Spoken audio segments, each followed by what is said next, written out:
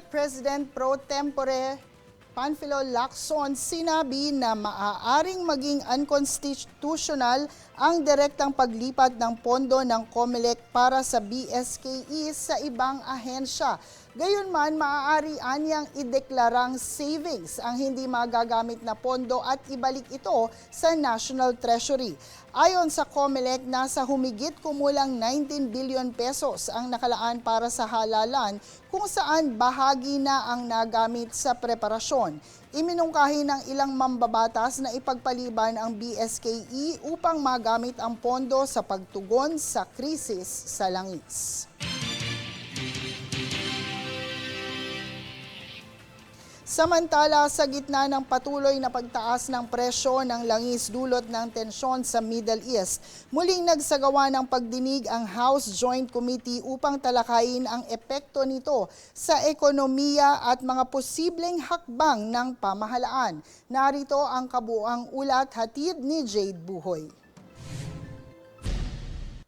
Pinangunahan ng Legislative Energy Action and Development Joint Committee ang pagdinig kung saan iniulat ng iba't ibang ahensya ang implementasyon ng Executive Order 110 na nagdedeklara ng National Energy Emergency. Ayon sa mga mambabatas, layunin ng mga pagdinig na makabuo ng komprehensibong tugon, kabilang ang panandaliang ayuda at pangmatagalang solusyon para sa sektor ng transportasyon, pagkain at kabuhayan. Gayunman, nananatili pang pinag-aaralan ang eksaktong laman ng panukalang relief package, kabilang ang mga mungkahi gaya ng suspensyon ng VAT at iba pang paraan upang mapababa ang presyo ng langis. Sa pagdinig, iginiit din ng ilang mambabatas ang pangangailangan suriin ng kasalukuyang sistema ng pagpepresyo ng langis na anilay maaaring nagpapataas ng presyo para sa mga consumer. Tinalakay rin ang isyu sa implementasyon ng price control sa LPG at kerosene sa ilalim ng umiiral na batas, kung saan hinihiling ng ilang opisyal ang paglilinaw sa mga ahensyang nagpapatupad nito. Ayon naman sa pamunuan ng komite, nananatiling matatag ang supply ng langis sa bansa.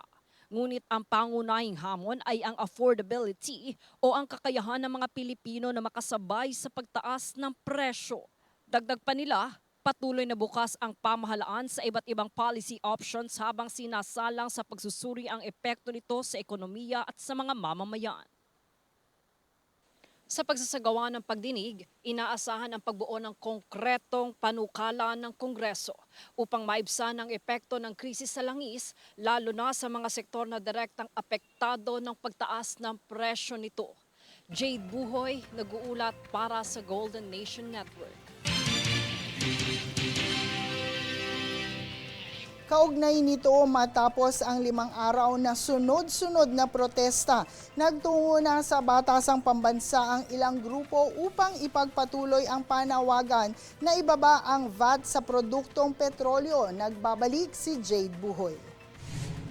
Nagprotesta ngayon sa harapan ng Batasang Pambansa ang mga mamamayang apektado ng nasabing krisis sa langis, kung saan ngayon din ang araw ng pagdinig ukol sa National Energy Emergency.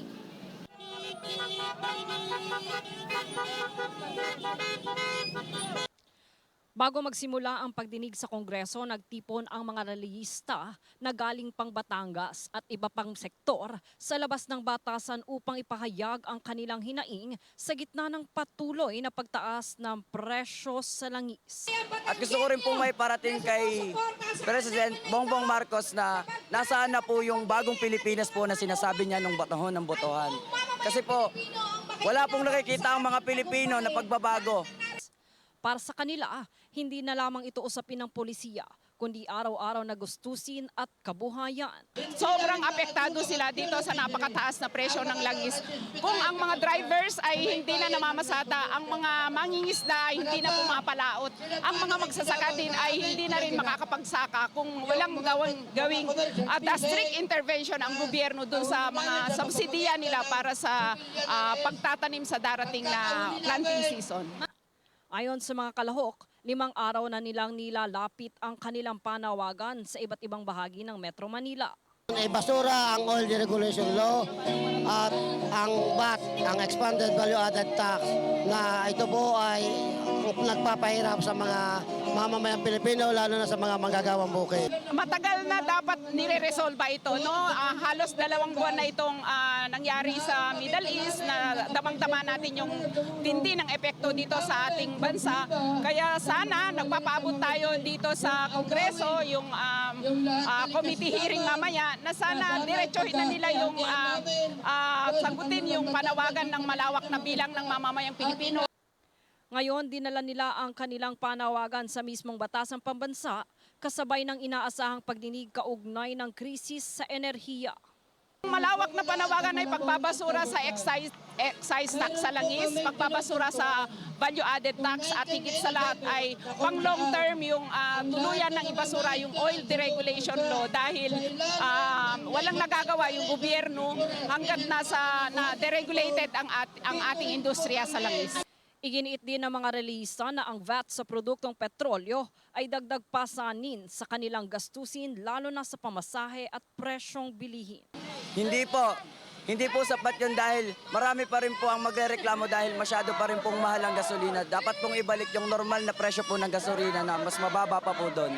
Habang nagpapatuloy ang kanilang panawagan, nananatili ang kanilang pag-asa na maririnig ito sa loob ng Kongreso. Ang ating panganawagan, tama na ang mga hearing, magbotohan na ang Kongreso para pababain ang value-added tax. Sa ngayon, patuloy ang panawagan ng mga relihista habang hinihintay ang mga magiging resulta sa pagdinig sa batasang pambansa. Jade Buhoy, nag-uulat para sa Golden Nation Network.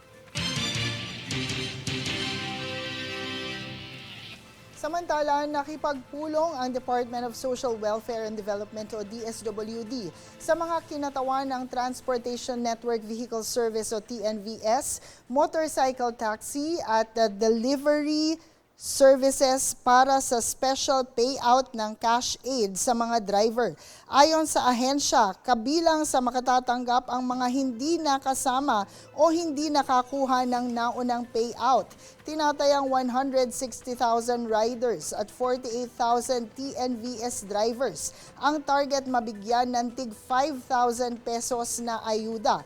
Inaasahang isasagawa ang special payout ngayong linggo bilang bahagi ng tulong sa sektor ng transportasyon.